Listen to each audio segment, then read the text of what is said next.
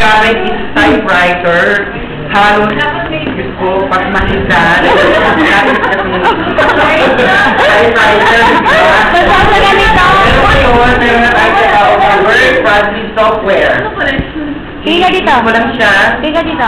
and then, oh my God, isang-click mo lang naman, basta kaya na nahihirapan.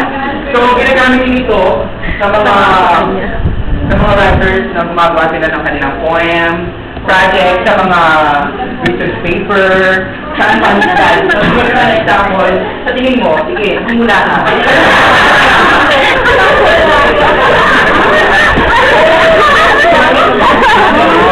Okay. So, ito yung word processing software.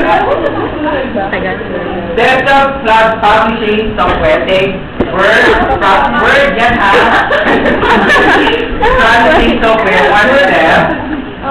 Further, by helping you use graphic design technique to enhance the format and appearance of the document.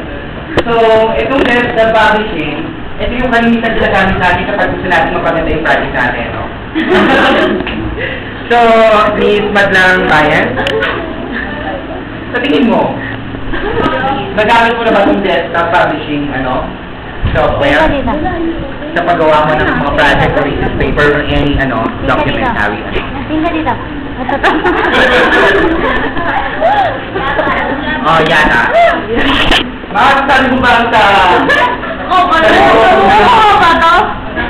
sa loob ng classroom na to, na naging effective ba yung paggawa mo, paggamit mo ng desktop publishing software?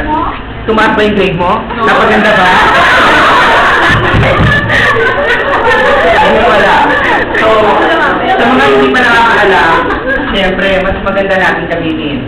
Siyempre, ma-enhance nga naman, kesa naman, ipapasa mo yung project mo, or yung any, what we call this, any documents na ipapasa mo doon sa as necessary or as needed. So, today, tama ba? Okay. Thank you very much. Hindi ba? Marami pa tayong bala.